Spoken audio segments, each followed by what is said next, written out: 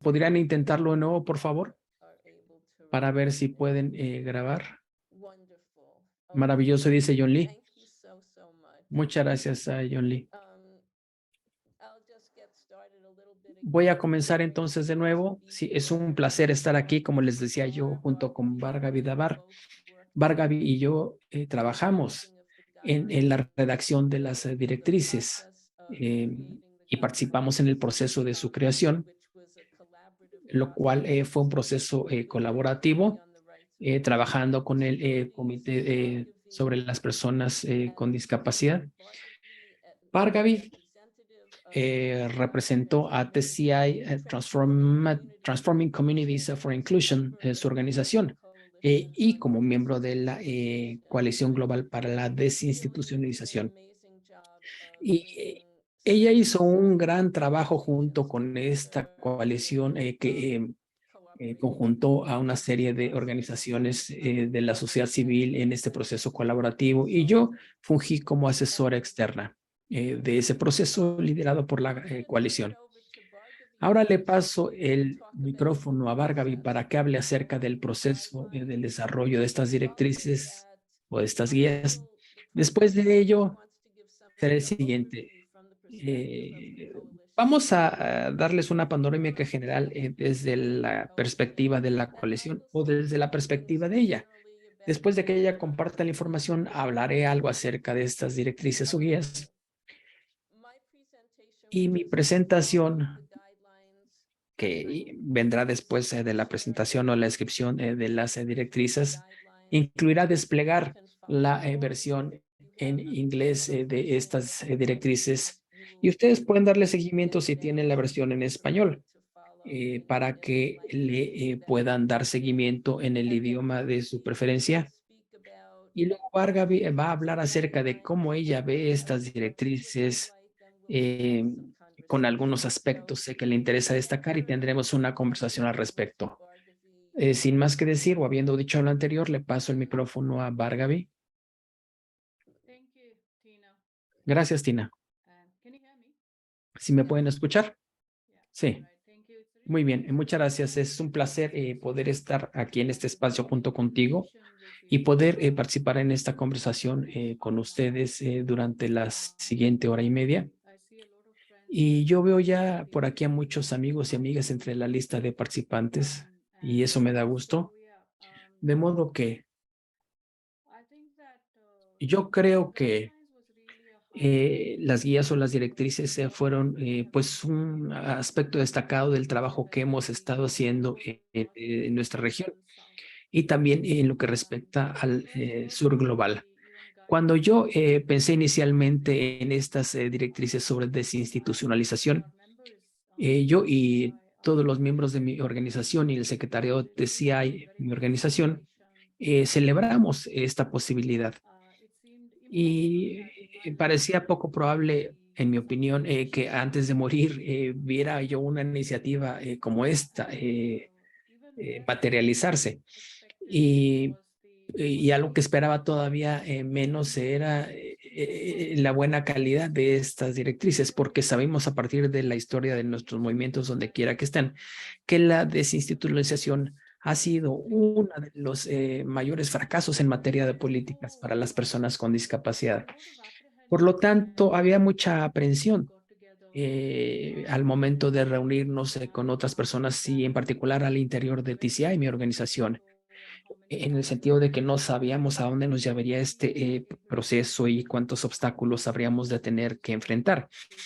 Y además no sabíamos si iba a ser coherente con nuestras expectativas y valores ya a la hora de redactar el documento. Quisiera advertir algo en el sentido de que somos miembros de la coalización global para la desinstitucionalización.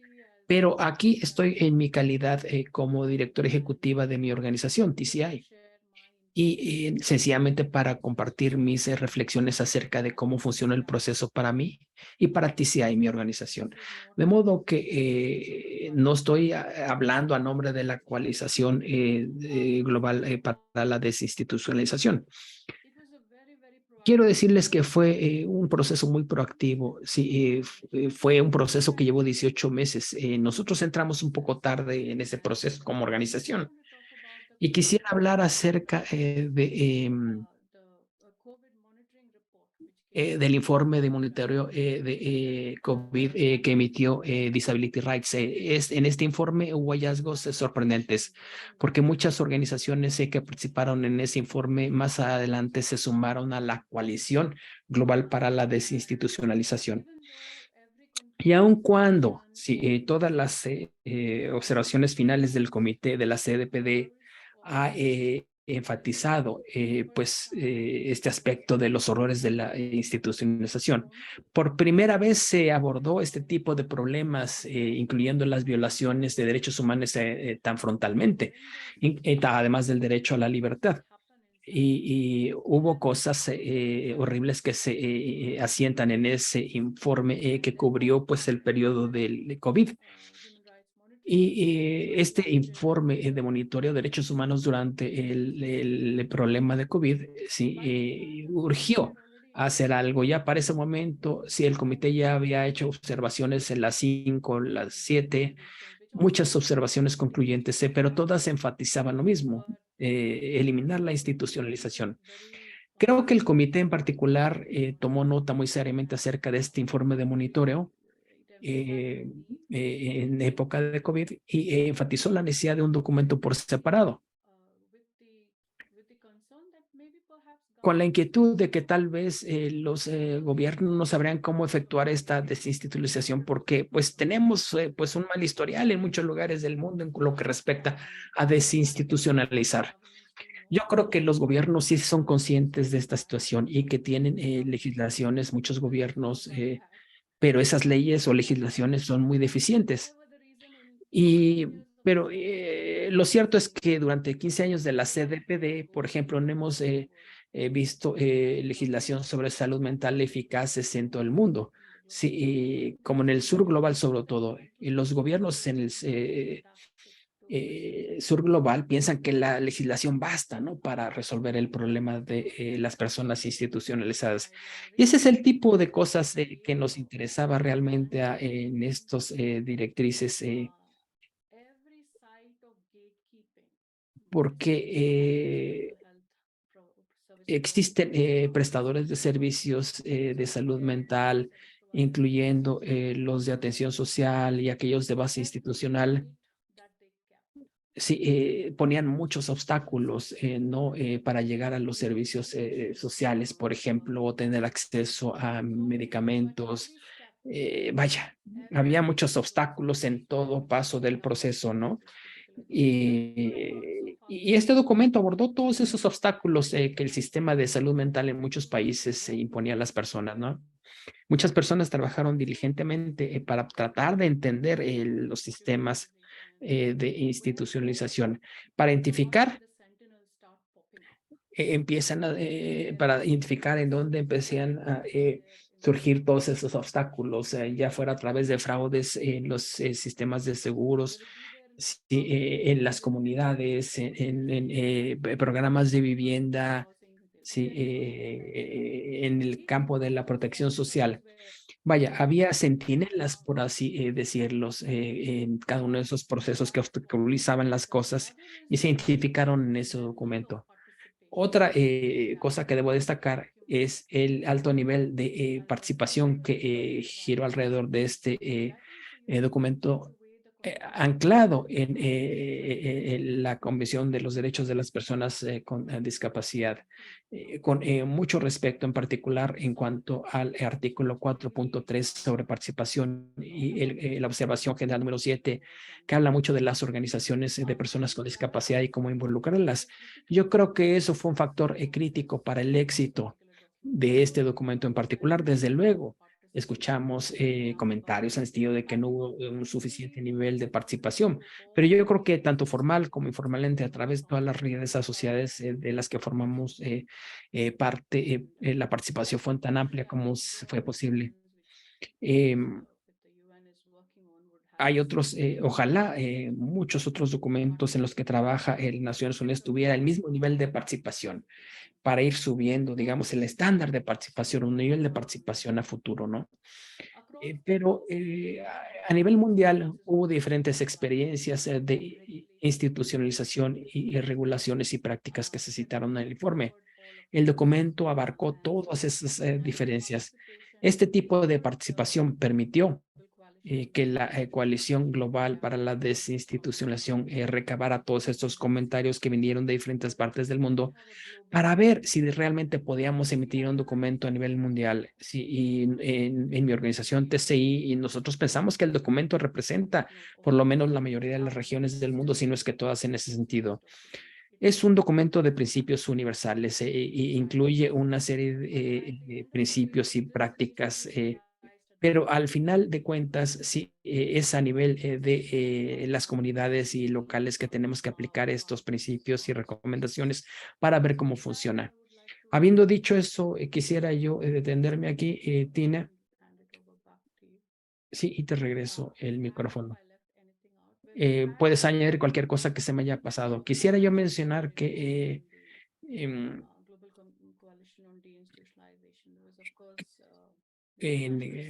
tuvimos muchas organizaciones participando como la Validity Foundation, el Fondo de Derechos de las Personas con Discapacidad, DRI, TCI, mi organización y otras.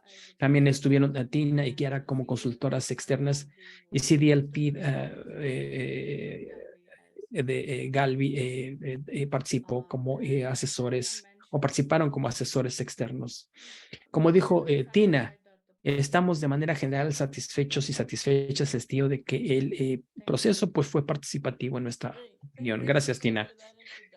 Muchas gracias por esa introducción. Yo creo que fue perfecta porque las dos cosas que tú destacaste, incluyendo, o sea, la identificación de todos estos centinelas, por así decirlo, o guardapuertas, ¿no? Que obstaculizaban el proceso, destacan, o sea, todas estas prácticas que están todavía enraizadas, ¿no? A pesar de las muchas cosas que se dicen en el sentido de que supuestamente hay esfuerzos de desinstitucionalización. Y bueno, sienta la barra muy alto, ¿no? Para otros interesados en este tema. Para mí este fue el proceso más participativo en el que he participado desde la redacción y negociación de la Convención de los Derechos de las Personas con Discapacidad misma. De modo que creo que tienes toda la razón en el sentido de que hay que llamar atención a ello, ¿no? Y yo lo que voy a hacer es compartir con ustedes algunos comentarios personales de manera general acerca de estas directrices y haré una presentación general en ese sentido. Para mí lo más importante en el proceso de redacción tuvo que ver con el hecho de que adoptamos un abordaje orientado a la reparación, ¿no?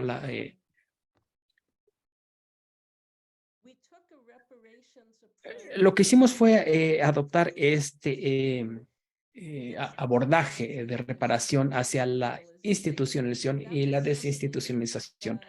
Y eso en particular es algo que yo había promovido insistentemente y que muchas personas también abordaron o comentaron en las consultas regionales. Muchos supervivientes hablaron acerca de que querían pues una reparación, ¿no? Y esa fue una idea que resultaba atractiva para las personas que las estaba movilizando. Y realmente me da gusto que la coalición global y el comité sintieran o pensaran que eso ameritaba una respuesta, ¿no? Em, y se convirtió en una manera transformativa de abordar este aspecto de la desinstitucionalización y su significado. Y yo pienso que este abordaje reparatorio nos ayudaría nos permitiría identificar dónde están todos esos centinelas, ¿no? Y cuáles son las cosas que hay que desmontar o desmantelar, porque hay no es que haya instituciones y que no nos gustan así nada más, ¿no? Estamos tratando de modificar las prácticas que tienen que ver con las personas con discapacidades y cómo se les administra, se les hace justicia, ¿no? De modo que lo que voy a hacer ahora es compartir mi pantalla.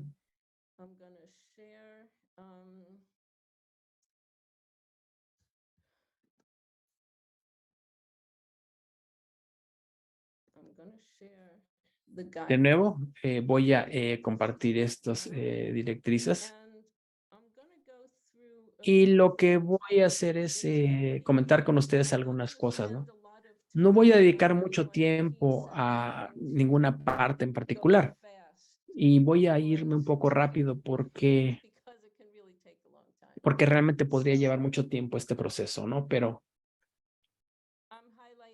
estoy destacando aquí sí, este punto número 6 que dice que la institucionalización es una práctica discriminatoria contraria al artículo 5 de la Convención, involucra o implica la negación de facto de la capacidad jurídica de las personas con discapacidades, ¿sí?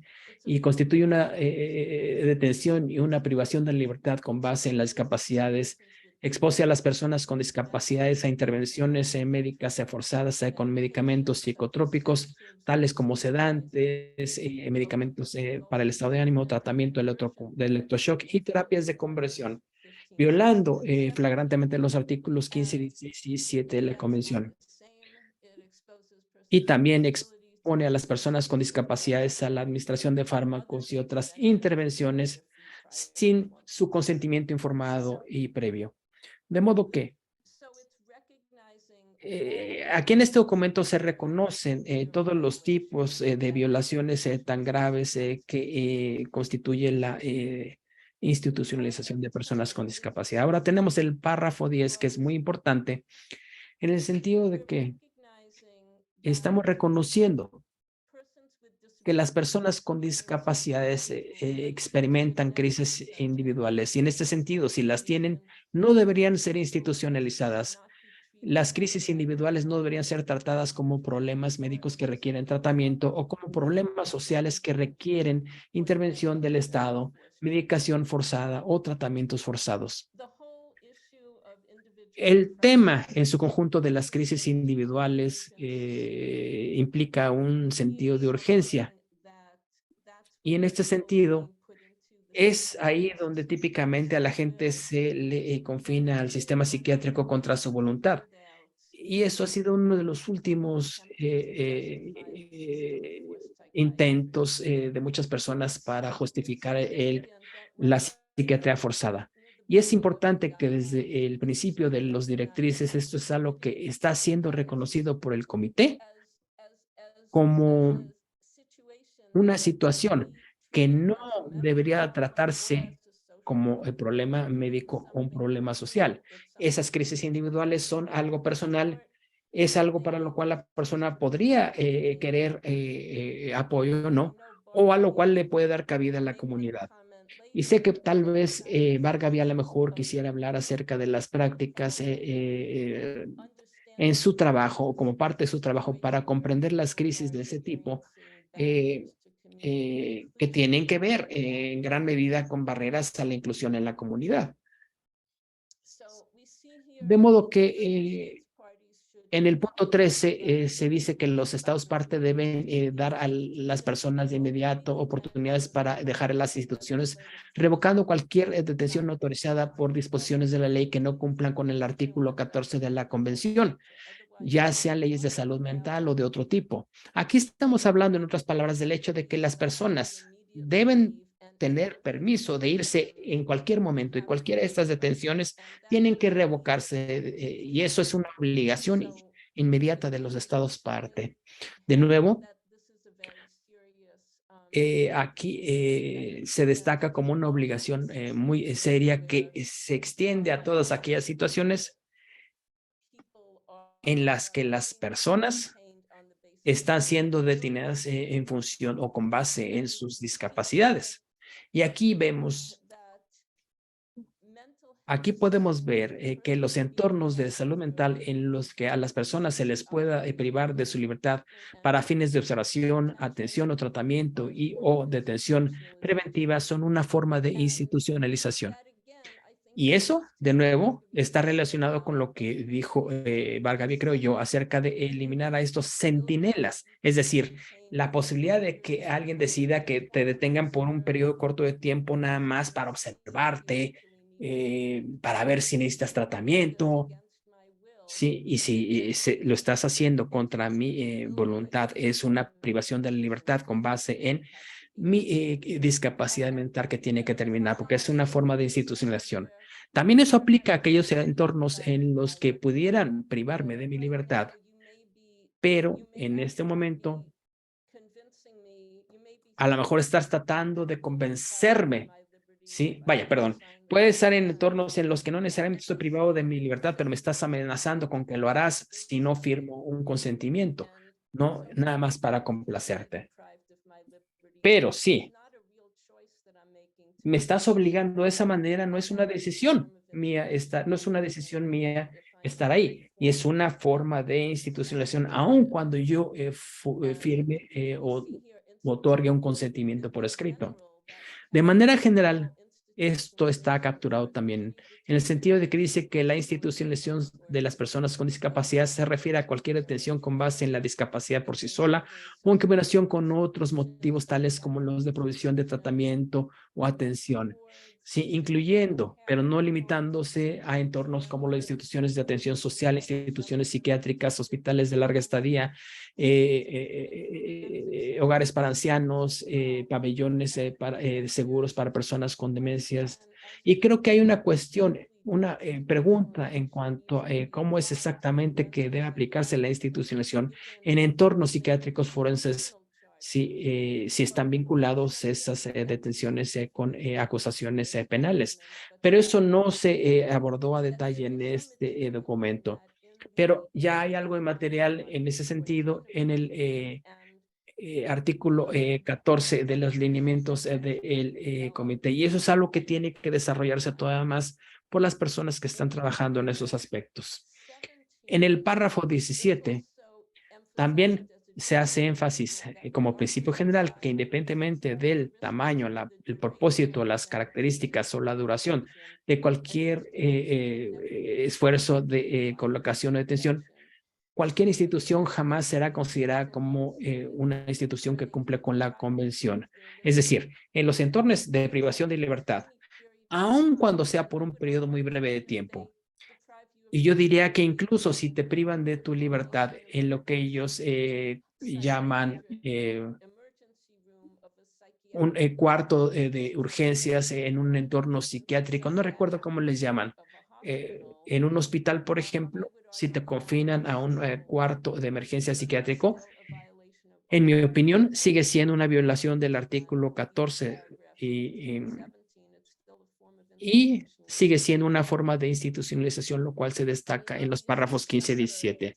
Evidentemente, algunos de las cosas como los procesos de desinstitucionalización no aplicarían en ese contexto si únicamente te mantuvieron en la sala de urgencias, en una sala especial durante 2 horas, pero sigue siendo una violación a los derechos humanos bastante grave, independientemente de la duración. Es decir, no es aceptable, independientemente de la duración, ese proceso de privación de la libertad.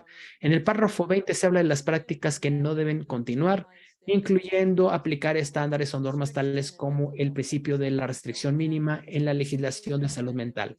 Es decir, es importante deshacernos de todo ese tipo de obstáculos, todo ese tipo de prácticas en la legislación y en las políticas que permiten que continúe esa detención o esa institucionalización como sistema.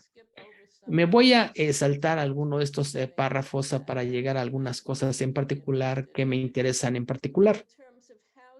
En lo que respecta a vivienda accesible, sabemos que frecuentemente el sistema de salud mental pues participa en los procesos para dar o proveer de vivienda a las personas que salen de las instituciones. o incluso para personas que no necesariamente salen, pero que están en esas instituciones, para proporcionarles vivienda, sobre todo si no tienen recursos económicos, si son pobres, si no tienen empleos o apoyo para obtener vivienda en el mercado de vivienda. En los Estados Unidos hay personas reciben acceso a viviendas de ese tipo por esa razón. Y hay hogares de transición y hogares protegidos. Es importante que no estén bajo el control del sistema de salud mental o los prestadores de servicio que manejen las instituciones. Y tampoco se deberá condicionar esa vivienda a la aceptación de tratamiento médico o servicios de apoyo específicos. Adicionalmente, sabemos que el artículo 19 de la Convención hace referencia a a los servicios de apoyo residenciales. Eso se especifica en el artículo 19b como parte de los servicios de apoyo de base comunitaria que se deben de ofrecer a las personas con discapacidad. Las directrices en este caso dicen que esa referencia no puede utilizarse para justificar el mantenimiento de las instituciones. Es decir, porque con mucha frecuencia las personas piensan que los servicios residenciales sí, va a ser servicios combinados con vivienda. Es decir, vivienda para personas con discapacidades como algo relacionado con su discapacidad, eh, incluyendo hogares de transición. Y entonces la directriz dice que los servicios residenciales son servicios de apoyo comunitario, sí, que están dirigidos a garantizar la igualdad y la no discriminación en el ejercicio del derecho de las personas con discapacidad a la vivienda adecuada. Ejemplos de servicios de este tipo pueden incluir viviendas sociales, viviendas compartidas autogestionadas y asistencia para superar el problema de la discriminación en materia de vivienda. Vaya, no deben costar de nada que tenga que ver con las instituciones y con personal de esas instituciones. Yo creo que esto es una manera creativa de aliviar esta tensión en lo que respecta a los servicios residenciales en el artículo 19 de la Convención. Creo que es algo importante a destacar. Vamos a ver qué otra parte me interesa. El párrafo 34. Este párrafo es importante por un par de razones. Este párrafo es un indicio bastante claro acerca de lo que mencionó Vargas acerca de los procesos participativos en la redacción de las directrices, sí, que se llevó a cabo de la misma manera. Los artículos 4, 3 y 33 de la Convención fueron incorporados para promover la práctica en el sentido de que las personas con discapacidad y las organizaciones de personas con discapacidad influyeran en la redacción de la Convención. Y en este documento existen referencias precisamente a la participación de las personas con discapacidad y sus organizaciones que los representan en estos procesos, incluyendo desde luego a supervivientes de institucionalización y personas que han salido de instituciones y sus organizaciones que les representan. Yo diría que el reconocimiento de las personas sobrevivientes de la institucionalización, sí, como un grupo a tomar en consideración, este reconocimiento por sí solo, en mi opinión, es una especie de reparación, porque yo me identifico así. Yo estoy en esa categoría. Es así como yo me ubico en lo que respecta a este tema. Y el sencillamente ser reconocidos como sobrevivientes ya es muy significativo y es parte de la reparación o la restauración de esa dignidad que es un elemento satisfactorio como parte de este proceso de reparación. Y los puntos de vista de las personas que salen de instituciones, los sobrevivientes de instituciones y sus organizaciones representaciones también es muy importante. Y las directrices ven a los puntos de vista de esas personas, así como prioritarios para los procesos de desinstitucionalización. De la misma forma, verán ustedes, creo yo, lo siguiente, estamos hablando de personas con discapacidades y las organizaciones que les representan. Eso también refleja la manera en la que el proceso de desarrollo de estos directrices se tuvo lugar. reconociendo que hay muchas personas con discapacidades, sobre todo si aquellas en instituciones y sobrevivientes de procesos de institucionalización que tal vez no estén conectados o vinculados con organizaciones formales por tener una voz en estos procesos también. Y si incluimos a organizaciones representativas de personas con discapacidad, eso es de gran importancia para crear más fortaleza unidos, creando organizaciones aún más representativas que únicamente nos fortalecen y que nos permiten enfrentar desafíos todos juntos o con una vista unificada. Pero no solo las organizaciones, también hay que incluir a las personas también. Y también se habla de prestadores de servicios, organizaciones caritativas, grupos religiosos y profesionales, sindicatos, sí, y a aquellas otras personas que les interesa mantener a estas instituciones abiertas, no deben tener la posibilidad de influir en los procesos de toma de decisiones relacionados con la desinstitucionalización. Y esto tiene que ver con el párrafo 32 acerca de que, por ejemplo, la vivienda no debe estar bajo el control de los sistemas de salud mental u otros prestadores de servicios contratados por ellos. Esos son dos aspectos muy importantes y creo yo que esto nos puede ayudar a salir o deshacernos de ese control total del sistema de salud mental y el sector de la salud mental en el sentido de que ellos pues inyectan dinero en la supervisión de los servicios, al diseño de políticas y todas las cosas que debemos enfrentar desde el punto de vista de la discapacidad psicosocial, crisis y situaciones de estrés o depresión. Y yo creo que el documento nos permite precisamente emprender algunos pasos en esa dirección.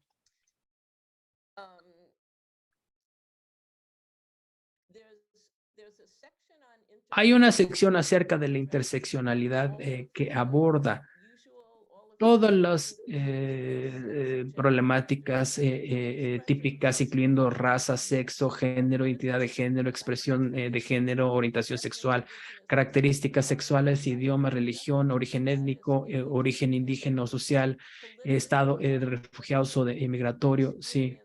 Además de opiniones políticas de otro tipo, sí. Como intersecciones, yo creo que es importante que estas se haya incluido en las opiniones políticas o de otro tipo, porque frecuentemente se ignoran cuando hablamos de la discriminación con base en la discapacidad, en el sentido de que se intersecta con la discriminación nada más por fines de persecución política o por opiniones políticas, lo cual es cierto también en el caso de las personas con discapacidad. Y esa es la forma en la que se utiliza el sistema psiquiátrico, que se utiliza también en contra de personas con discapacidad psicosocial que se expresan políticamente, ¿no?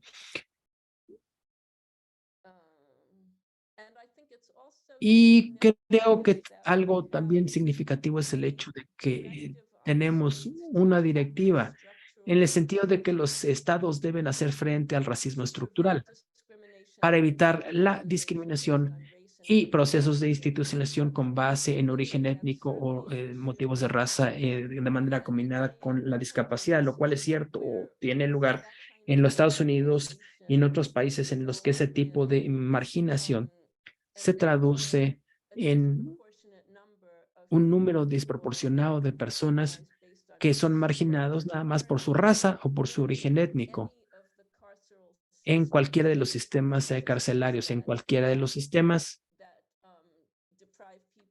que privan a las personas de su libertad, incluidos aquellos que lo hacen por motivos de discapacidad. Creo, ciertamente hay temas pendientes todavía en este sentido. Vaya, aquí estoy hablando de lo que dice acerca de las mujeres, que no es nuevo, ¿no? Me voy a saltar aquellas cosas que no son novedad. En el caso de infancias, yo creo que lo más importante es que las directrices o estos lineamientos dicen que en el caso de los niños, el único tipo de entorno que no es una institución es cuando se les coloca con una familia, ya sea la suya propia o su familia extendida o cualquier otro tipo de familia.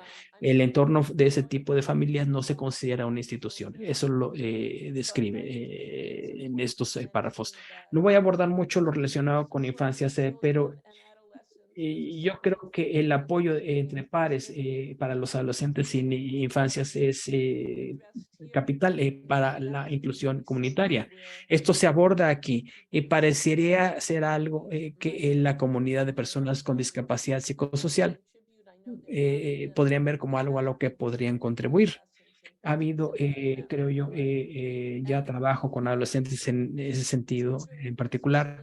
Y también se aborda los niños con discapacidad, sencillo de que al igual que todos los niños tienen el derecho a ser escuchados en asuntos que tengan que ver con cosas que les afectan. Sí, y yo creo que la padre, y sus puntos de vista deben ser considerados en función de su edad, género. Yo creo que hay género está fuera de lugar esta palabra. Yo creo que este es un error. No debería estar aquí en esta oración en la palabra género. Y también se dice que tienen derecho a recibir apoyo accesible en materia de género y apropiado en función de su discapacidad. El apoyo en materia de género sí tiene sentido, pero sí que se consideren sus puntos de vista en función de su género, yo creo que no tiene relevancia en la oración anterior.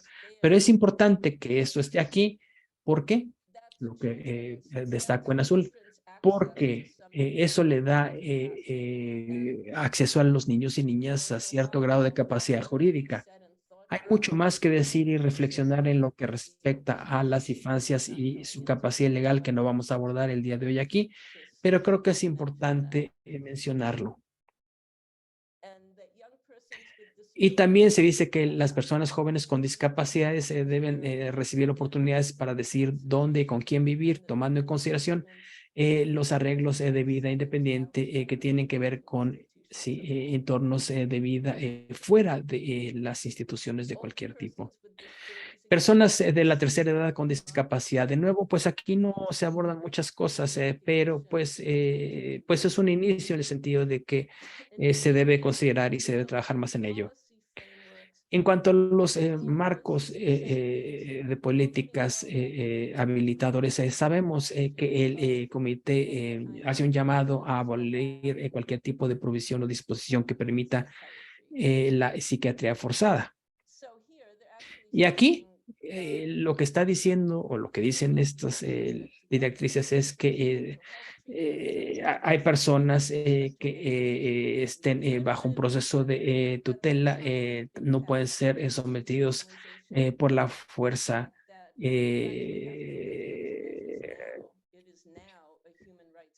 Dice aquí que en el caso de personas con discapacidad, incluidos aquellos que sean instituciones y cuando sean sujetos a tutela, sí, no pueden ser objeto de tratamiento de salud mental forzado. Sí, y para evitar sí, el tratamiento de salud mental forzado, se requiere la expresión del consentimiento informada y libre de la persona en cuestión. Se dice que tiene que ser una expresión de consentimiento afirmativa, la que tendría que dar la persona con discapacidad para evitar que existan tratamientos de salud mental obligados o forzados, ¿no? No es una panacea como muchas palabras, sí, pero no te pueden silenciar ese consentimiento y no pueden decirte, ¿sabes qué? No, tú no tienes mucho que decir porque nosotros tenemos una interpretación de lo que más te conviene a pesar de que me digas que no. Como persona con discapacidad psicosocial, sí tienes que emitir una expresión de consentimiento libre e informada sí, antes de recibir un tratamiento de salud mental. Sí, y esto tiene que ver con eliminar esos escollos, digamos, esos obstáculos para poner un fin y prohibir algunas de las prácticas que pues otras partes promueven. Y bueno, en cuanto al tema de reformación de la legislación penal, se destaca aquí. Aquí está la vinculación con el sistema de justicia penal. Ahí está. Con el fin de eliminar declaraciones de discapacidad o incapacidad para participar en procedimientos judiciales o para ser sometidos a juicio. Sí, aunque esta parte todavía debe ser desarrollada aún más por los expertos en el tema. Aquí se habla también de liberar a las personas con discapacidades de procesos de detención en función de su discapacidad, sí, y evitar nuevas detenciones, lo cual se consideran obligaciones inmediatas que no están sujetas a procedimientos judiciales o administrativos discrecionales. Como lo vimos o lo comentamos anteriormente, no hay manera, no hay manera en la que uno pueda utilizar nada más los tribunales o las cortes de salud mental para decir, no, así se va a liberar a las personas. No, ya tenemos jueces, ya tenemos leyes que pueden liberar a las personas. No, no, no, no, no. Es decir, no se puede acudir a la justificación de que eso lo tiene que ver un tribunal. No, eso es una obligación inmediata. Ni siquiera está sujeta a discreción por parte de los jueces, ¿no? Porque en la práctica ellos sienten que tienen la discreción para retener a las personas o no. Sí. Y ahora lo que se dice es, ¿sabes qué? Sí, no se necesita un procedimiento judicial o administrativo para liberar a esas personas de inmediato. No está sujeto al criterio de los jueces o de los tribunales. Y esto sí, se toma como una obligación seria y los estados partes deben de ofrecer asistencia de emergencia a las personas con discapacidad para permitirles salir de lugares en donde estén detenidos arbitrariamente. Vaya, si estás en una institución psiquiátrica y quieres salir, pero no tienes lugar a dónde ir y no tienes dinero para hacerlo y no tienes una buena relación con nadie en el mundo exterior que te acoja, el Estado necesita ofrecerte o proporcionarte esa asistencia de emergencia para que puedas salir de esa institución. Y yo creo que el hecho de que se mencione el concepto de asistencia de emergencia también es un indicio de que es una obligación inmediata. Y por último, en cuanto a los aspectos de las reformas legales, se dice que los estados partes deben reconocer en la ley que la institucionalización en función de la discapacidad, ya sea de manera separada en combinación con otras razones, equivale a una forma prohibida de discriminación. Hay algunas otras cosas como esta. Si se duda que las detenciones con base en la discapacidad deben incluir el confinamiento involuntario o si los tratamientos basados en trastornos o enfermedades mentales deben revocarse esas disposiciones. Sí. Las medidas de seguridad aplicadas en los procedimientos judiciales de tutela u otros regímenes de sustitución de toma de decisiones, sí, y las disposiciones de utilización psiquiátrica forzada, incluyendo las de niños, deben ser revocadas. No solo en muchas ocasiones, perdón, son las instituciones mismas las que confinan a los niños y los niños quedan en un limbo porque no tienen capacidad jurídica. De modo que yo creo que es importante mencionar este tipo de hospitalizaciones psiquiátricas de niños. Aquí tenemos otra disposición que nos ayuda a hacer frente a esos problemas en el sentido de que los estados partes deben identificar el financiamiento que actualmente va a las instituciones y reasignar ese financiamiento a servicios que respondan a los requerimientos expresos de las personas con discapacidad. Me gusta esa frase de requerimientos expresos, porque se trata de una necesidad, no es algo que queramos caprichosamente, ¿no?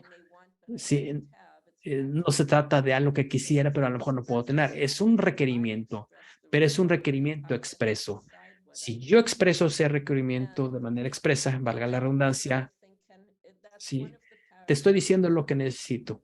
Este es uno de los párrafos que nos pueden ayudar a reorientar la prestación de servicios, perdón, y los recursos financieros a servicios que respondan a los requerimientos de las personas con discapacidad, ¿no?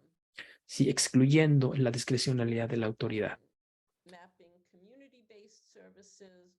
También es importante mapear servicios comunitarios, sí, Y aquellos servicios que sean de tipo segregatorio o medicalizados o no estén basados en la voluntad y las preferencias de las personas con discapacidades deben suspenderse o desaparecer. Y eso no se permitiría alejarnos del sistema de salud mental tradicional. Y existen muchos aspectos en el sentido de eliminar muchos elementos de los sistemas de apoyo que tienen que manejarse en combinación con las organizaciones de personas con discapacidades. Y en ese sentido también hay que mapear los servicios comunitarios existentes, lo cual se debe hacer en colaboración con las organizaciones de personas con discapacidad. Porque ¿quién va a decidir? ¿Quién haría este mapeo? ¿Quién lo manejaría y quién decidiría qué servicios son aceptables y cuáles no? Eso es algo también a definir.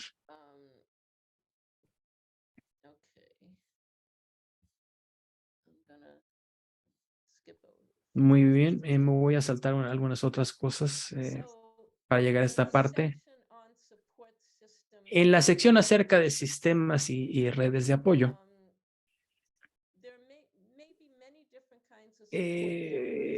puede haber muchos diferentes tipos de redes de apoyo. Sé que en la comunicación, por ejemplo, de personas con discapacidades con psicosocial, el apoyo entre pares sí es importante. A veces se le llama apoyo mutuo, grupos de ayuda mutua. Todo eso se reconoce aquí como algo que en lo que deben invertir los estados partes, incluyendo sí, a las organizaciones de personas con discapacidad, sobre todo aquellas de sobrevivientes de procesos de institucionalización. Y hay un párrafo en particular que creo que a muchas personas que trabajan en el apoyo entre pares les interesaría en el sentido de que el apoyo entre pares o mutuo debe ser autogestionado, independiente de las instituciones y profesionales médicos y organizados autónomamente estos servicios por personas con discapacidad. Y en aras en la toma de decisiones, sí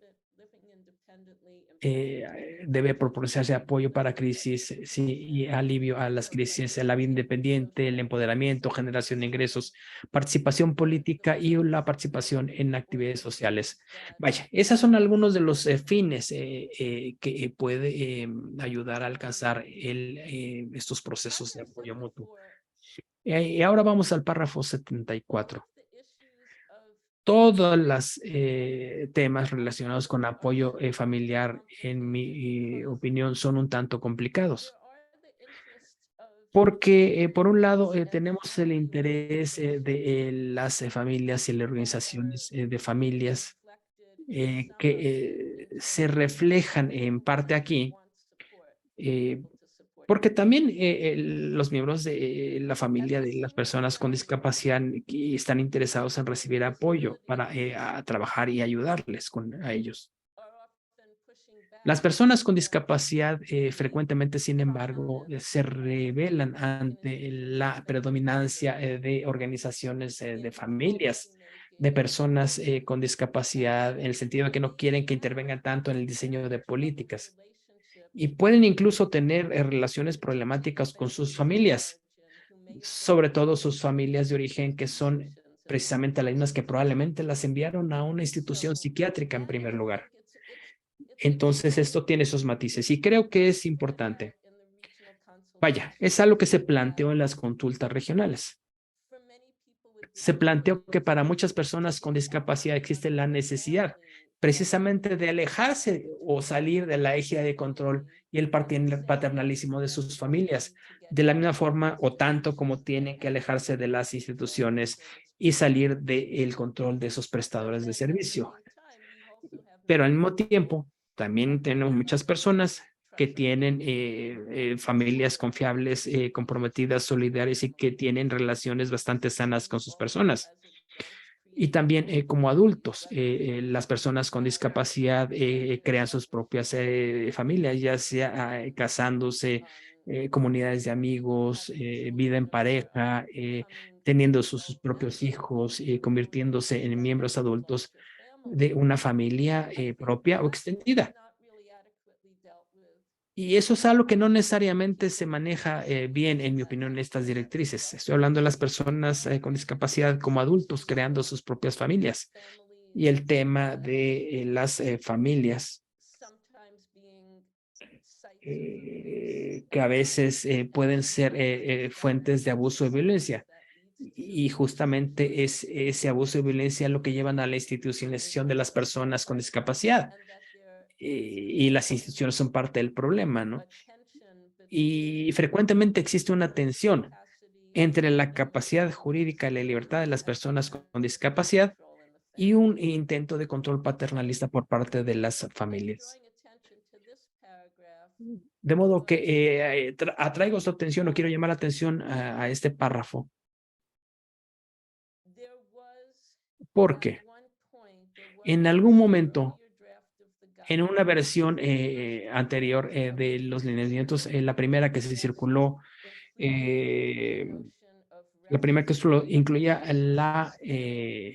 el concepto de apoyo a las familias, que es algo que hasta donde entiendo significa que hay otra persona que te puede apoyar poniéndose en tu lugar mientras tú descansas un poco de apoyar a la persona con discapacidad. Y yo creo que esa era una manera bastante irrespetuosa de dirigirse a las personas con discapacidad, porque el término era en inglés respite, ¿no? Que es algo así como respiro o tregua, ¿no? Esa parte en la que, digamos, se hablaba de darle un respiro a las personas que cuidan de personas con discapacidad, eso se eliminó, lo cual me parece bastante bueno. Y aquí tenemos una oración acerca de tener una multiplicidad de personas de apoyo que sean aceptables para la persona y para las familias de niños con discapacidad para garantizar que exista un apoyo continuo y más apropiado. Esa es una redacción más respetuosa, pero aún así se centra en arreglos o ajustes de apoyo. Eh, Vaya, me refiero a que puede que tengas múltiples personas de apoyo, pero está más orientado a las familias. Yo creo que la necesidad de esa multiplicidad de personas de apoyo o de fuentes de apoyo deben ser, ante todo, aceptables y aceptadas por la persona. Yo creo que esta es una parte medular. Sí, y eso se aplicaría a cualquier ajuste o cualquier facilidad de apoyo, ya sea que tengas un asistente personal o que recibas apoyo de tus pares o cualquier tipo de fuente de apoyo. Todo ello debe ser aceptado por las personas con discapacidad. Y claro, debe haber un descanso para esas personas o fuentes de apoyo, ¿no? Pero tiene que tener la capacidad la persona con discapacidad de elegirlo y aprobarlo, ¿no? Y no estar limitada esa decisión a las familias, ¿no? Y creo que es importante que en el contexto de las familias, por ejemplo, que una persona con discapacidad que está recibiendo apoyo de su familia no sea tratado sencillamente como una persona pues que recibe apoyo de la familia, como si fuera un miembro de la familia igual al resto, ¿no?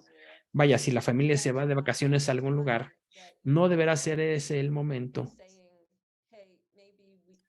de decir, ok, nos vamos de vacación, sí, y tú te quedas aquí mientras nos vamos de vacaciones y que alguien te cuide y te apoya. Sí, si vamos de vacación como familia, debemos ir todos de vacaciones en familia.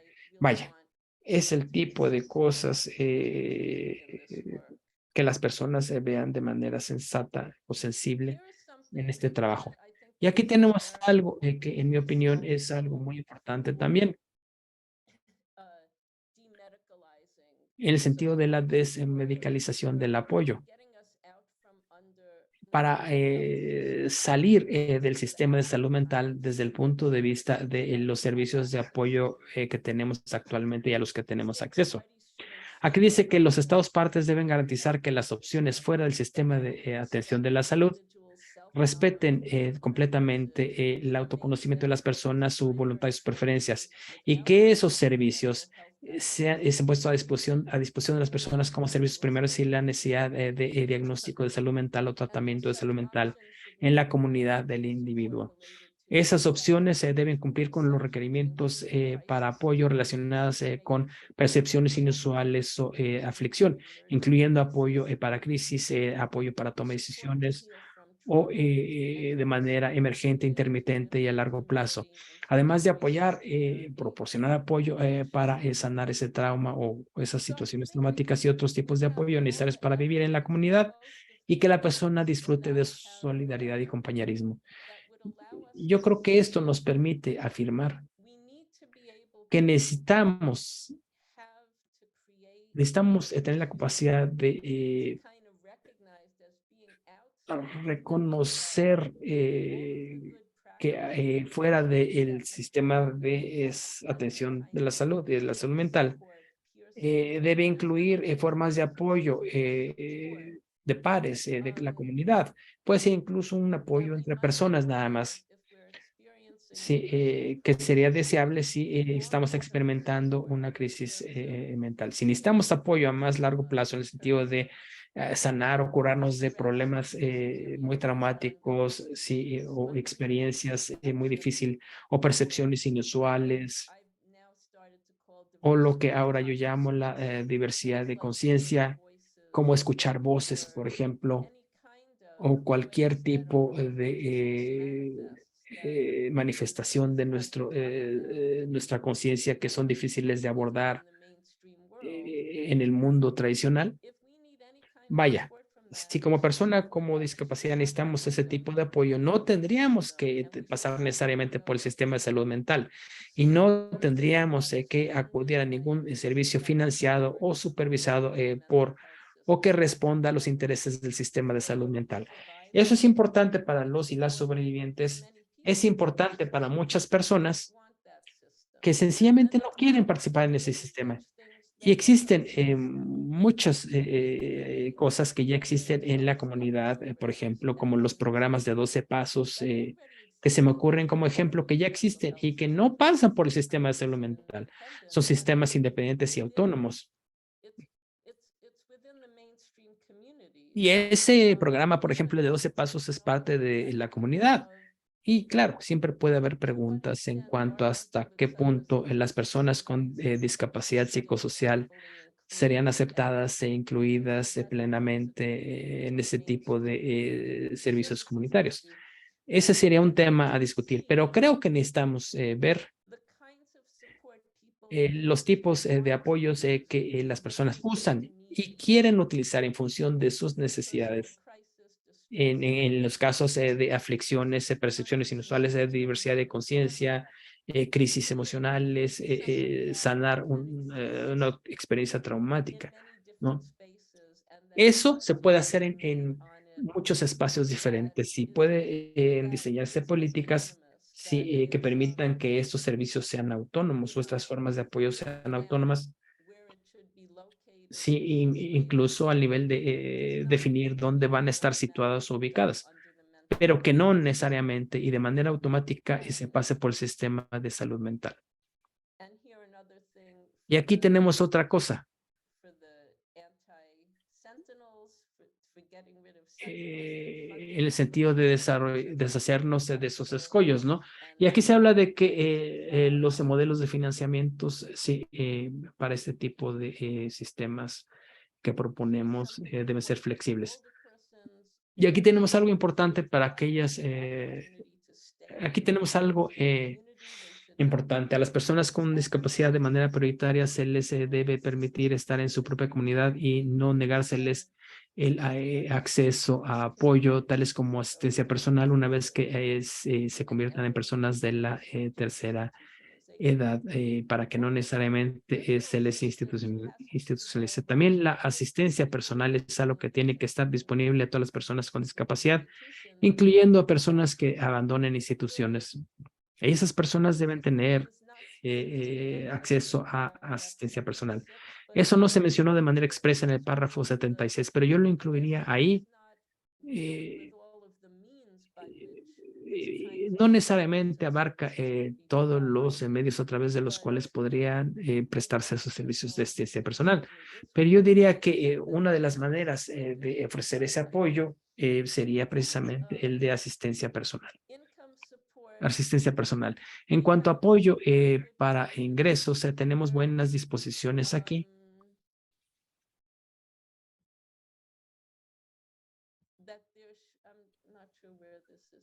No estoy segura de dónde está lo que estoy buscando, pero se habla de que debería existir. No, no encuentro la parte que quiero. Pero este párrafo, el 86, dice que las personas con discapacidad deben o deberían recibir financiamiento directo individualizado que permita cubrir una seguridad de ingresos básicas, la cobertura de costos relacionados con atención a la salud y relacionados con discapacidad, incluyendo componentes relacionados con la reparación del daño provocado por la institucionalización. Aquí tenemos otra parte que viene del marco de la reparación, y esto sería parte del elemento de compensación y rehabilitación para reparar el daño ocasionado.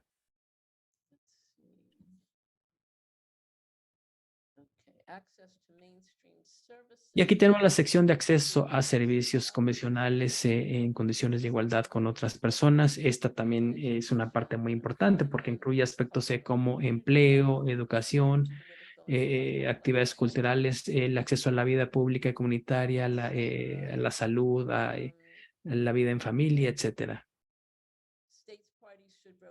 También dice que los estados parte deben prohibir el uso de servicios institucionales de transición como medidas temporales, sí, o como pasos intermedios para la vida en la comunidad.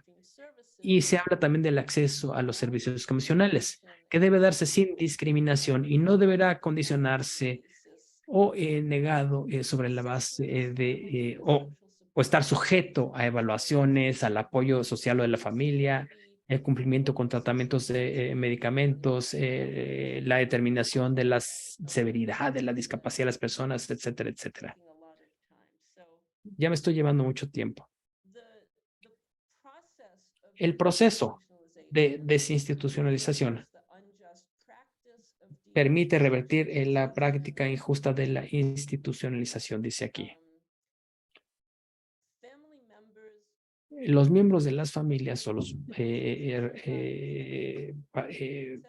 familiares de las personas institucionales deberían recibir información y orientación sobre los servicios para hacer frente o abordar los daños provocados por la institución a sus familiares y prepararse para apoyar de manera constructiva a estas personas al abandonar las institucionales. Es importante que se reconozca este daño causado. Eh,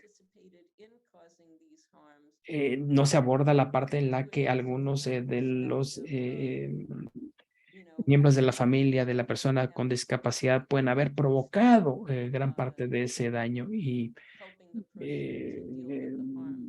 no nada más ayudarle a la persona a revertir ese daño que se le ha provocado. También se dice que aquí las personas que abandonan instituciones deben ser respetadas como objeto de restitución o reparación y debe respetarse su voluntad y sus decisiones, lo mismo que su capacidad para participar. Y cualquier persona que abandone una institución debe tener acceso a documentos de identidad y no ser marcado como una persona que ha sido detenida. Las instituciones financieras también no deberán hacer, digamos, revisiones de antecedentes, interrogatorios o consultas sí, con base en la situación anterior, sí, porque esa es una forma de discriminación. A mí me gustaría ver este tipo de reflexiones o de conceptos incorporados en la forma en la que queremos redefinir las prácticas de empleo de tal forma que no ejerzan discriminación contra personas que han sido institucionalizadas. Cualquier tipo de práctica que de manera directa o indirecta eviten la divulgación de datos personales como el haber estado institucionalizados son discriminatorios y se deben encontrar mejores maneras de contratar a las personas eh, de tal forma que no exista una discriminación contra personas que han abandonado una institución o son sobrevivientes de estas instituciones. Las autoridades y el personal responsable de manejar las instituciones son responsables. No deberían extender su acción más allá de su ámbito institucional. En cuanto a los servicios de atención a la salud, estos deberían abstenerse de incorporar el modelo médico de la discapacidad y ofrecer atención a la salud adicional y apoyo en este sentido según sea necesario. Y aquí está otra parte, que es la que quería mencionar, porque existe un alto nivel de riesgo de caer en indigencia.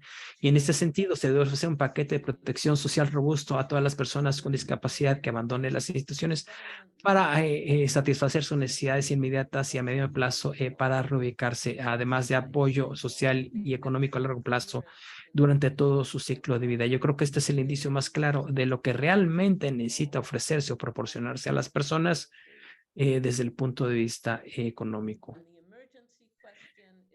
Y aquí esta parte de emergencia.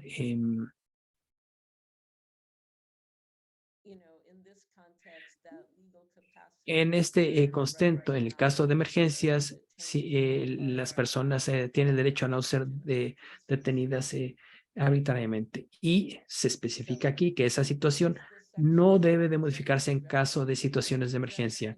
Y tenemos la sección en remedios legales, reparaciones y restitución del daño. Perdón por llevarme tanto tiempo, pero estoy haciendo lo mejor. Quería yo comentar esta sección. Esta sección es una sección específica o particular. Creo que tiene algo así como 8 o 9 párrafos esta de recursos legales, reparaciones y restitución del daño. Y se habla de la obligación de ofrecer recursos legales, em, restitución del daño y reparación ante la institución nacional.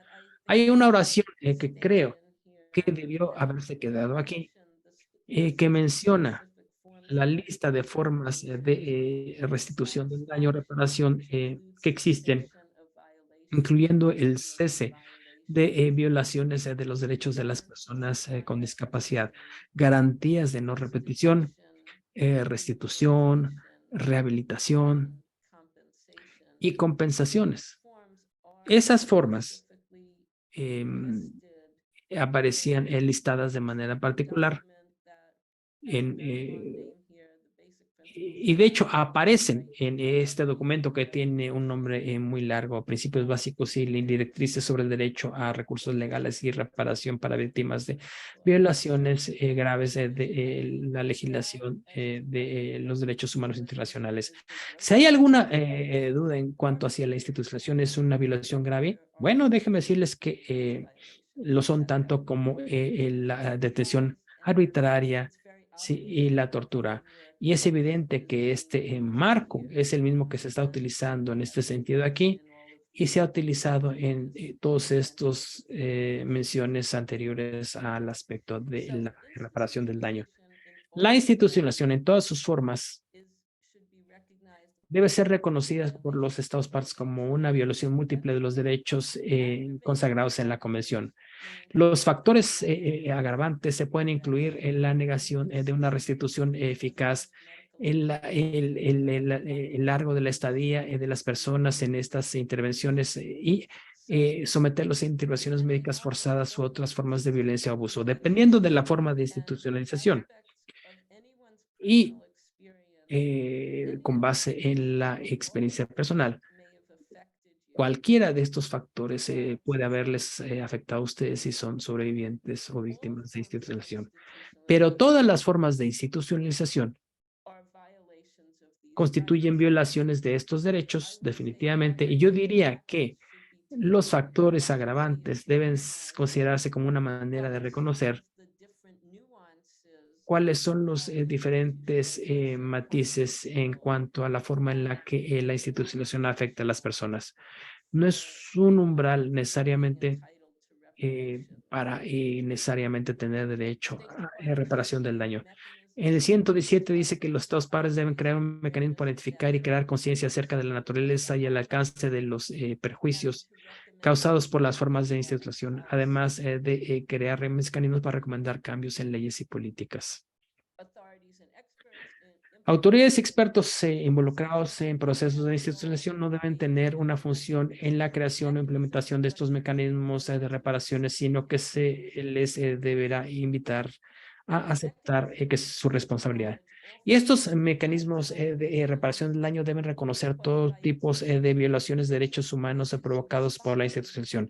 Y estos mecanismos deberán ser responsables. Sí, y responder a las violaciones experimentadas y el impacto que éstas han tenido en la vida de las personas durante y después de la institucionalización, incluyendo perjuicios o daños continuos derivados de la institucionalización o interseccionales.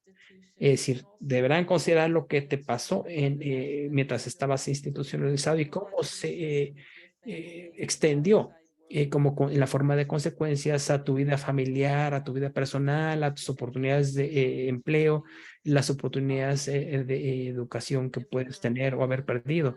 Si eres mujer, por ejemplo, la institucionalización provoca un retroceso, relegándote a ser una ciudadana de segunda clase, pues será difícil que seas autónoma y eso limitará tu libertad. Y hay muchas maneras en las que estos perjuicios interseccionales están relacionados o pueden estar relacionados con la institucionalización. Los estados parte deben introducir un mecanismo para el ofrecimiento de disculpas formales a los y las sobrevivientes de institucionalización negociadas con todos los grupos que representan a las personas con discapacidad que han experimentado institucionalización. Y además emitir menciones adicionales para elevar el estado de los sobrevivientes en la sociedad, ofreciendo compensación automática sí, en un nivel tal que permitan reparar el daño, el sufrimiento y los daños resultantes y evitar de nuevo su institucionalización. También las reparaciones deberían incluir compensaciones económicas, restitución, habilitación y rehabilitación. A mí no me gusta mucho este término de habilitación. Sé que pues esto es coherente con la convención. Vaya, supongo que tiene cierto sentido en el sentido de que si tú, por ejemplo, has estado institucionalizado de una manera que te ha privado de la oportunidad de aprender maneras de vivir y mantenerte o sí, y que además han impedido tu desarrollo físico, pues la habilitación, ahí yo creo que sí encaja, ¿no? Me retracto entonces, pensándolo bien. Y estos mecanismos de reparación deben ser en función de las pérdidas experimentadas por las personas y deben también ayudarles a restablecer las relaciones con sus hijos o su familia de origen e incluso la recuperación de cualquier persona, posesión suya, ¿no? Como adultos, sí, en muchas ocasiones sí, se han roto las relaciones con las familias, incluidos sus hijos o hijas.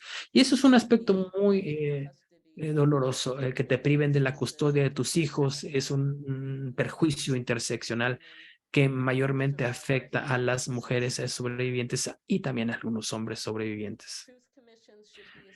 Como es importante establecer o crear comisiones de la verdad para investigar y promover la comprensión de todas las formas de institución, además del alcance total de los perjuicios causados a sobrevivientes actuales y pasados. Esta es otra parte, ¿no? Importante, sí, que tiene que ver con el hecho de alentar a las familias a pues hacer frente o reconocer los perjuicios o daños ocasionados. Cuando yo veo esta parte, yo realmente lo que pretendo es un proceso a nivel de la socialidad, a nivel social, de justicia reparativa, en los que todo el mundo puede reconocer que esto ha estado terriblemente mal, que la institucionalización ha sido terriblemente perjudicial Sí, muchos de nosotros hemos estado en estas situaciones o la hemos instigado o la hemos permitido. Vaya, lo cierto es que es importante abordar esto en nuestras sociedades. Y desde luego todo esto debe ser diseñado e implementado en consulta y con la participación de las personas con discapacidad, sobre todo los y las sobrevivientes. Y los estados deben prohibir que haya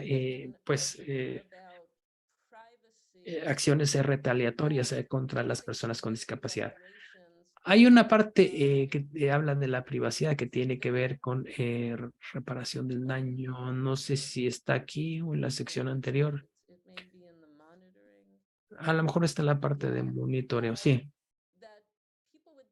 Dice aquí que las personas con discapacidad tienen derecho a tener acceso a sus expedientes y registros de institucionalización.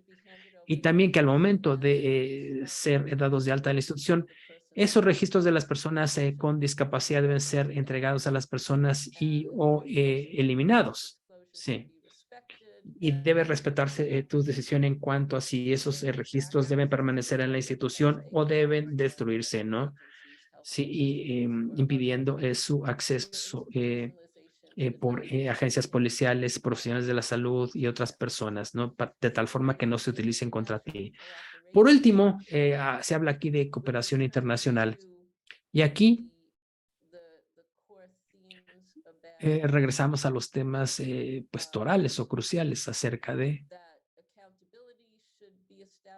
que debe haber rendición de cuentas para asegurarse de que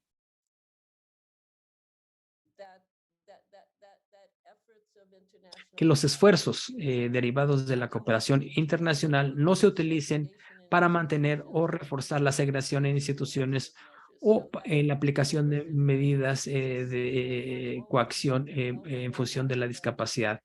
Eh, Estas medidas de coacción se aplican a todo tipo de condiciones de salud mental y lo mismo sucede con la segregación. Entre las malas prácticas, ¿dónde está esta parte? Es que hay otra parte en la que, ah, dice aquí que la coordinación internacional de esfuerzos para apoyar la desinstitucionalización son importantes para evitar la replicación de malas prácticas a tales como la promoción del abordaje de modelos médicos y legislaciones de salud mental coercivas, ¿no? Creo que ya se desconectó Bargaby, no sé qué habrá pasado porque no la veo. Es que me tomé demasiado tiempo, pero yo quería que Bargaby dijera algo también.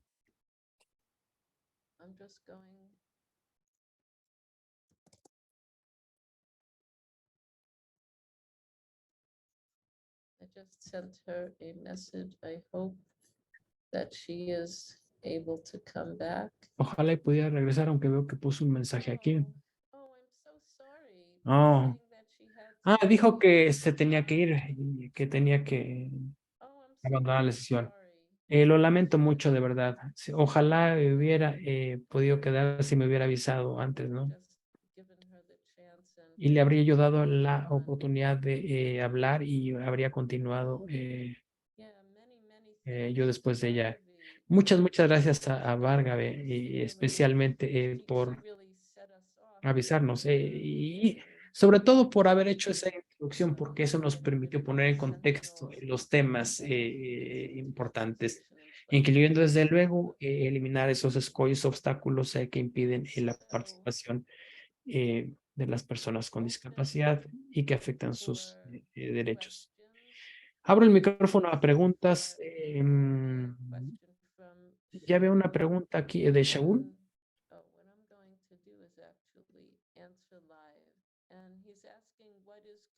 Shaul pregunta, ¿qué es community? ¿Es el lugar de residencia de los usuarios de salud, de servicios de salud mental? Se refiere al término community, dice en inglés. Lo escribió mal, pero realmente quiere decir Community, comunidad. ¿A qué se refieres con comunidad? Sencillamente el lugar de residencia de los usuarios de servicio de salud mental, pregunta. Por comunidad nosotros nos referimos a un par de cosas. Primero, el lugar donde las personas viven. A eso me refiero con comunidad, o nos referimos con comunidad. Típicamente estamos hablando de tu vecindario, tu pueblo, tu aldea.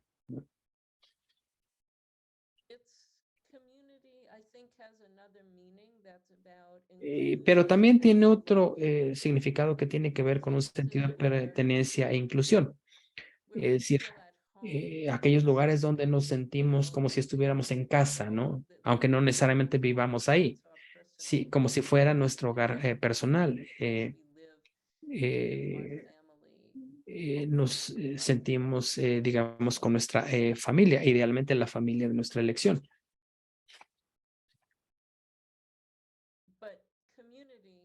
Pero yo creo que en ese sentido se refiere a aquel lugar donde te sientes cómodo con las personas, incluyendo los lugares a los que vas, o sea, las personas con las que alternas, pero con base en lo que se dice en el chat, pues no necesariamente es algo metafórico. Sí, por ejemplo, hay comunidades de sobrevivientes y en ese sentido utilizamos el término comunidad para referirnos sí, a un grupo de personas. En español frecuentemente se usa el término colectivo, ¿no? Yo en ocasiones utilizo la palabra constituency en inglés, ¿no?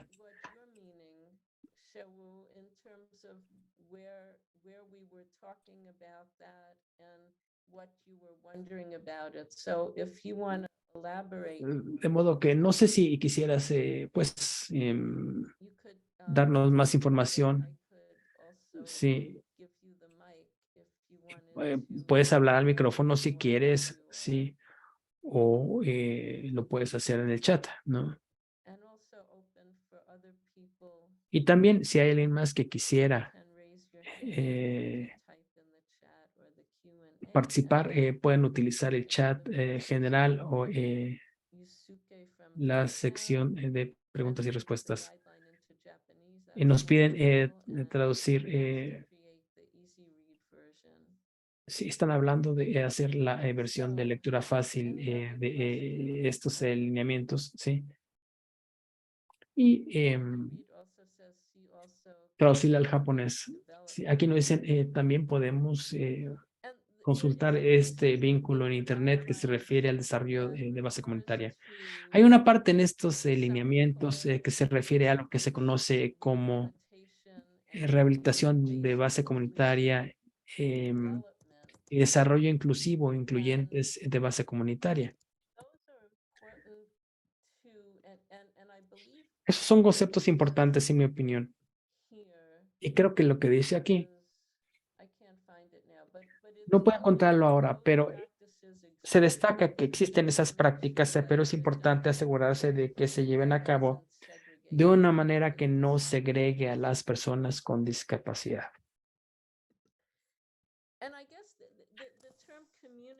Y supongo que el término de comunidad y de base comunitaria se utiliza mucho en en este documento, ¿no? Y tal vez la pregunta en realidad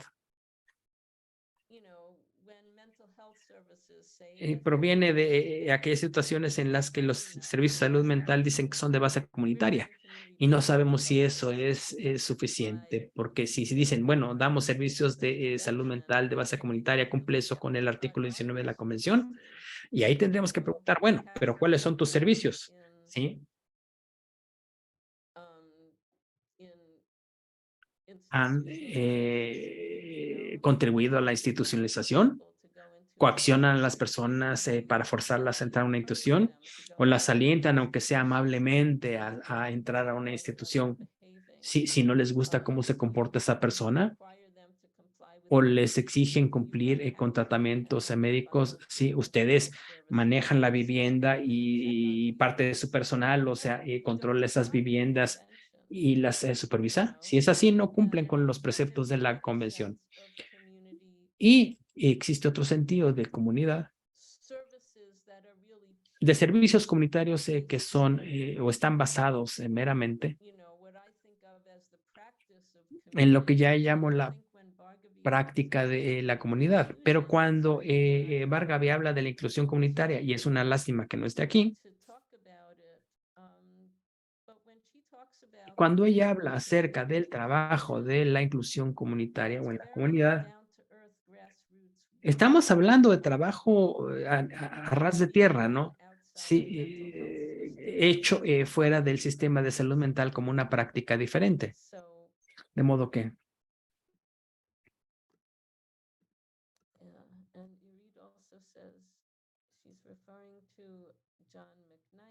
aquí hace referencia a John McKnight, el autor del libro La sociedad descuidada, la comunidad y sus falsificaciones. Un libro que altamente recomienda Irit Shimrat. Sí. Hay organizaciones de construcción comunitaria en todos los lugares que pueden ser infiltrados y en los que pueden influir en los y las sobrevivientes de servicios psiquiátricos. Muchas gracias.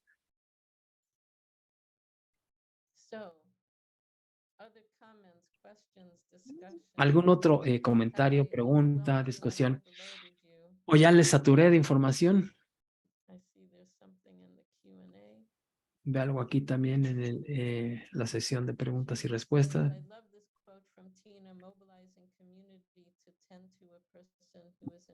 Me encanta esta cita de Tina, dice Xu Wang, que dice movilizar a la comunidad para atender a una persona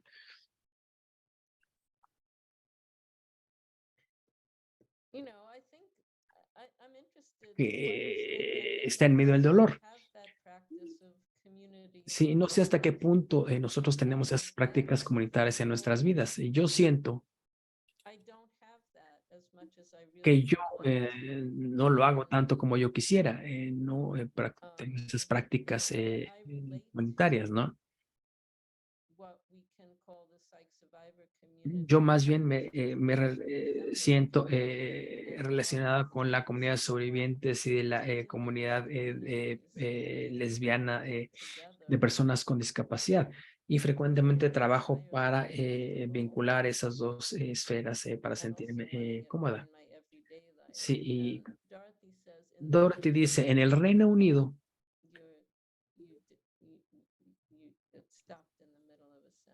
no está completa esa oración, pero dice, en el Reino Unido los servicios de salud mental en la comunidad me preocupan porque aparentemente, y hasta ahí se quedó. De nuevo, dice, en el Reino Unido los servicios de salud mental son algo que me preocupa, sí, si se dan en la comunidad, porque aparentemente ese tipo de servicios, y hasta ahí se quedó su mensaje de Dorothy.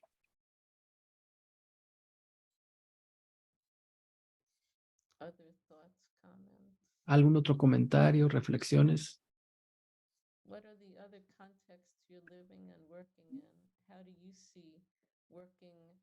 ¿En qué otros contextos creen que se puede trabajar con estas directrices? ¿Qué es lo que les motiva a hacer aparte de lo que hemos platicado? ¿Alguien tiene alguna reflexión, comentario? ¿Levantó alguien la mano? No, ¿verdad? Pensé que había visto una mano levantada.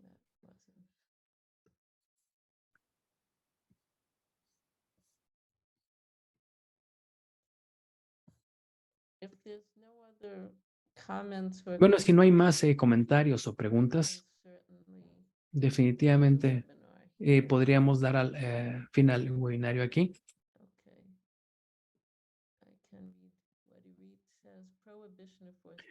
Dice Edith Shimrat,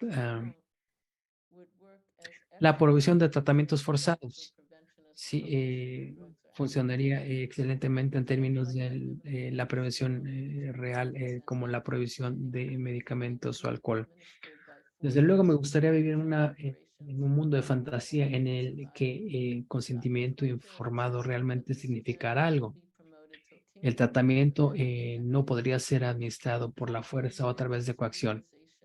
Se ofrecerían procesos de reparación del daño a todos aquellos sobrevivientes de tortura, etcétera. Tal vez tienes razón, pero lo que está hablando o a lo que me refería es a aquellas prácticas que pueden emprender o poner en práctica las comunitarias de tal forma que pues los seres humanos veamos una realidad como la que queremos. Porque sé que lo hemos intentado, intentamos eso en la década de 1970 y 80 en la comunidad de sobrevivientes y no duró. Pero también es posible que si hacemos parte de ello ahora y lo hacemos a nivel de país o en el contexto de un país en el que podría haber voluntad potencial para cumplir con las normativas de derechos humanos, eso en su conjunto a lo mejor nos daría lo que nos dice. Y Dorothy terminó, perdón, su comentario en el sentido de que le preocupan los servicios de salud mental comunitarios en el Reino Unido porque parecerían ser sencillamente una transición o transferencia del modelo médico a la comunidad. Sí, y bueno, estos lineamientos precisamente tienen o hacen mención a servicios segregados, medicalizados o que no cumplen con el artículo 19. De modo que sí, tienes razón. De alguna manera estamos peleando contra el sistema de salud mental. Y en ese sentido podemos seguir emitiendo directrices, lineamientos, haciendo informes paralelos y no necesariamente eso significa que esas estrategias serán útiles. Eso dependerá mucho del contexto de país y también de lo que las personas estén haciendo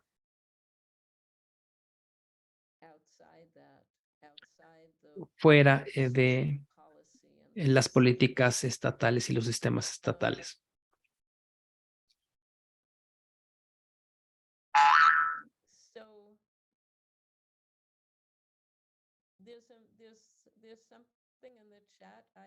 Hay algo en el chat, lo voy a leer.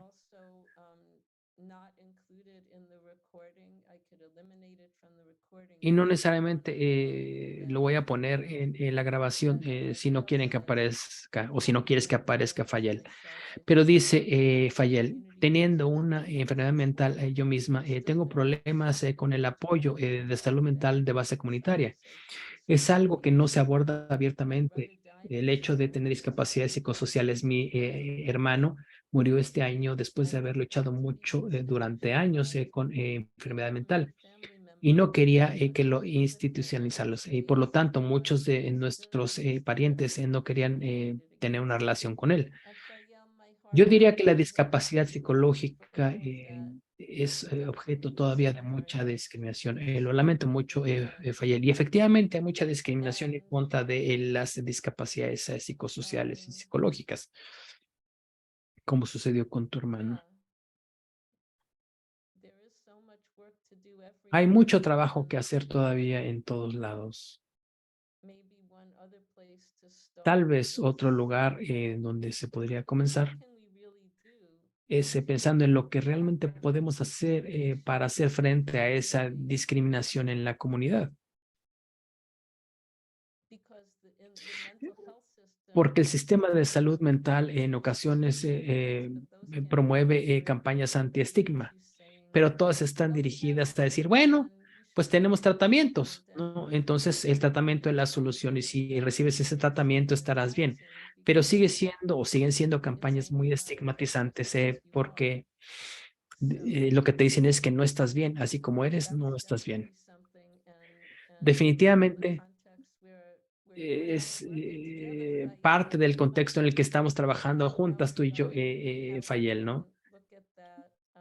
Tenemos que platicar más acerca de cómo hacer frente a esa discriminación como parte de lo que necesitamos hacer para poder abolir esos sistemas psiquiátricos de coerción y realmente crear comunidades incluyentes y solidarias o de apoyo. John Lee escribió algo en el chat y quisiera pedirle a Ivy si pudiera leérnoslo en el canal de inglés. Sí, efectivamente. Estos lineamientos, dice, encajan con muchas de mis experiencias y en Taiwán. Estos conceptos sí, empiezan a compartirse más. Ojalá y pudiéramos compartir más información con el pueblo taiwanés, en el sentido de que el tener ese tipo de discapacidades no es culpa tuya, ¿no? Sí, qué bueno que resulte de utilidad. Yo creo que hay mucho es mucho lo que hay que discutir todavía y escribir acerca de estos lineamientos. Yo siento que la redacción de este documento fue únicamente un primer paso. Este webinario es otro paso. Y cualquiera de ustedes puede empezar a redactar algo al respecto, comentarlo y utilizarlo de alguna manera, ¿no? Y mantenernos en contacto en todas aquellas áreas la que estamos conectados, sí. Dice Irit, esto no es algo que yo haga, sí, pero yo creo que habría que enviar cartas a editores de periódicos y revistas en respuesta a artículos que promueven los tratamientos forzados. Y eso podría empezar a cambiar la opinión pública. Xu Yuan dice que en Taiwán incluso las ONGs cuyo propósito es promover los derechos humanos y las convenciones al respecto, no piensan que es necesario abolir las legislaciones de este tipo y creen que la desinstitucionalización se debe hacer gradualmente.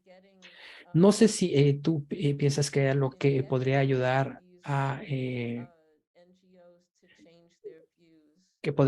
que estas ONGs en Taiwán cambien de opinión.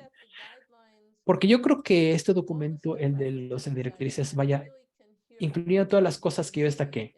Y aquí hago eco de lo que dice Irit, porque hace rato decía que ella pensaba que estamos fantaseando, ¿no? En cierta medida. Supongo que tal vez estamos hablando de la idea de que si expresas lo que es tu fantasía de manera coherente, aunque sea una fantasía, y se basa en los derechos humanos, encontrará eco en muchos discursos sobre los derechos humanos y perspectivas o las visiones de las tipo de comunidades en las que le gustaría vivir a las personas. De lo que estamos hablando es de crear los tipos de comunidades en las que las personas realmente quieren vivir. Muchas personas se sienten alienadas de la sociedad y están sufriendo en todo tipo de formas, social, económicamente, porque se les discrimina de una manera u otra, ¿no?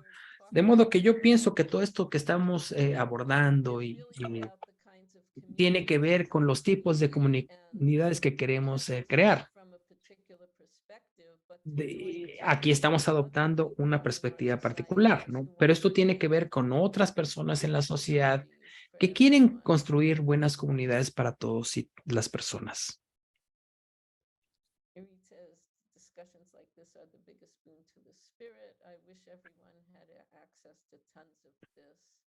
Dicen, discusiones como esta son algo que fortalece nuestro espíritu, Tina.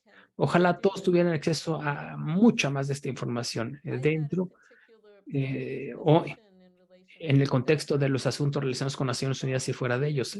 Yo estuve involucrada en el trabajo de estas directrices, pero estos son materiales que todo el mundo puede leer y pueden tomar de ello lo que piensen que es valioso.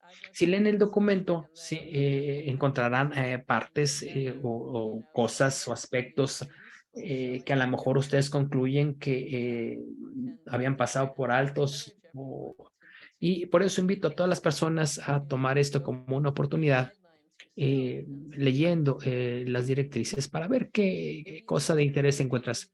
Y dice, a lo mejor podríamos inundar a las ONGs con correos electrónicos, sí, explicando que recibimos tratamiento y esta fue la experiencia del tratamiento para mí.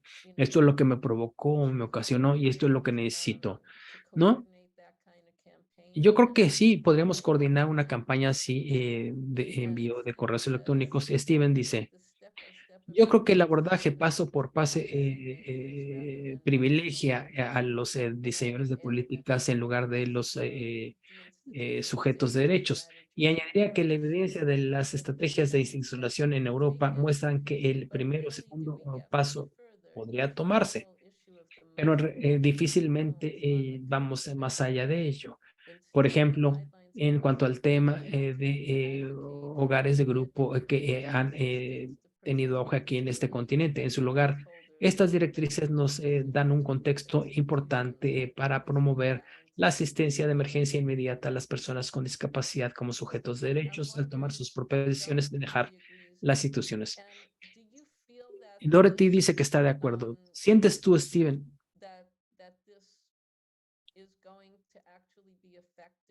que estas directrices tendrán alguna eficacia en cuanto a las instituciones psiquiátricas en Europa, en el sentido de que las personas se pueden tomar la decisión de abandonarlas, de abandonar cualquier entorno psiquiátrico en donde se les retenga contra su voluntad, por ejemplo, o no?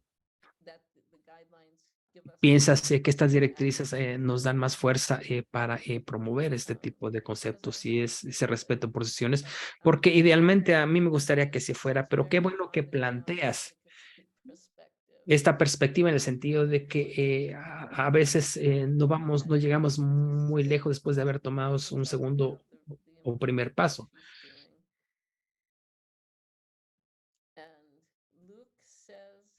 Luke dice,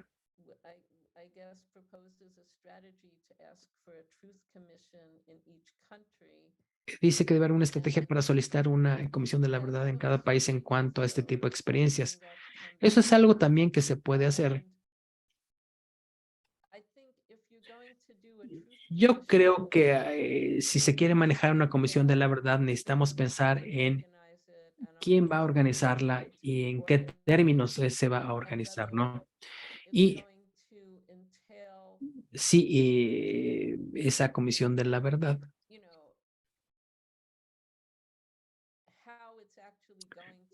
va a implicar, considerar hasta qué punto va a incidir en términos de cambios de políticas o cambios en prácticas, a quién se va a dirigir esa comisión. Conociendo un poco de tu trabajo y lo que haces, probablemente lo dirigirías este tipo de esfuerzos a la comunidad en general y a diseñadores o formuladores de políticas, sencillamente como una iniciativa de la sociedad civil para crear este tipo de comisiones y reparar el daño. Si el Estado lo está haciendo, sin embargo, yo quisiera saber si existe el compromiso de realmente entender que la institucionalización viola los derechos humanos y tiene que terminar. ¿Y en dónde está la buena fe al hacerlo?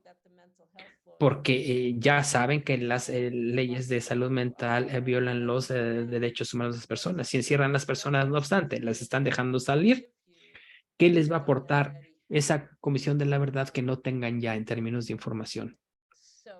De modo que yo creo que las comisiones de la verdad son importantes en el sentido de que permiten entender el alcance completo del daño o el perjuicio. Pero ¿quién las va a organizar y cuál deberá ser la secuencia? Si no es en un país en el que ya se ha hecho un compromiso en el sentido de poner fin a las violaciones de derechos humanos. Si no es así, entonces, ¿en qué te va a ayudar la Comisión de la Verdad? ¿No? Es el tipo de pregunta que me gustaría que se considerara o explorara.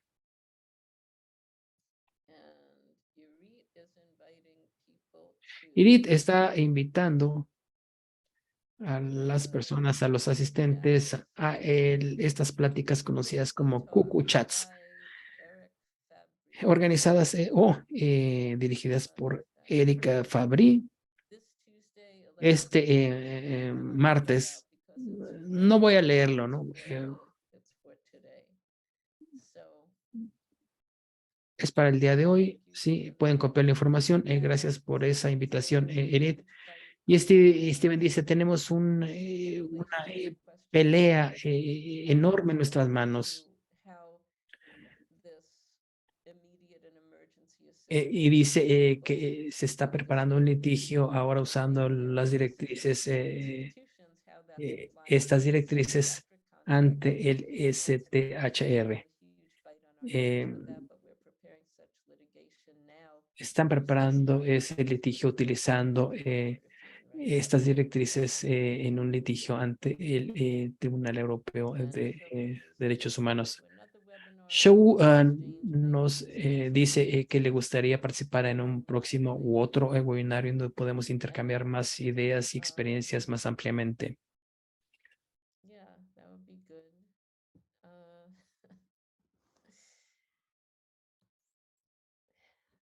Well, maybe we will do that. Bueno, tal vez hagamos eso en seguimiento, organizar otro seminario.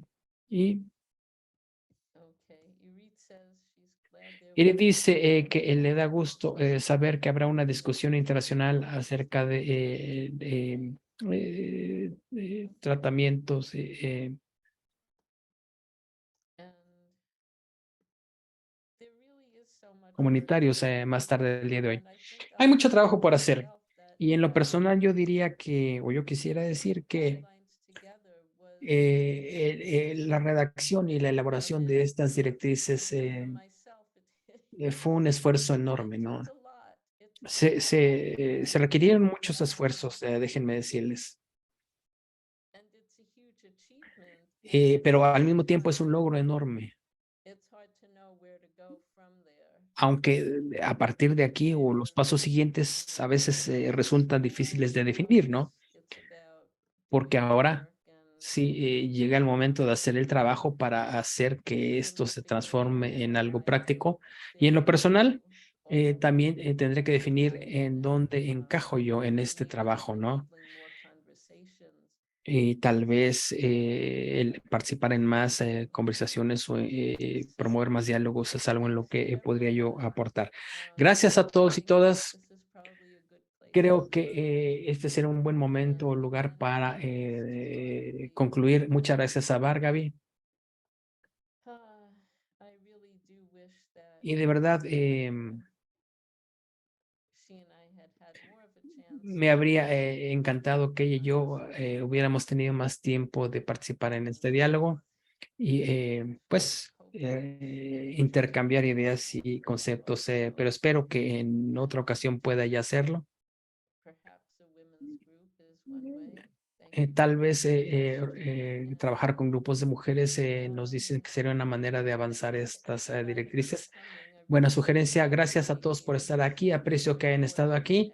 De nuevo, esta sesión se ha grabado y la pondremos en el canal de YouTube de CROSP, así CROSP nos lo permite. Y bueno, de nuevo, gracias a todos. Sí.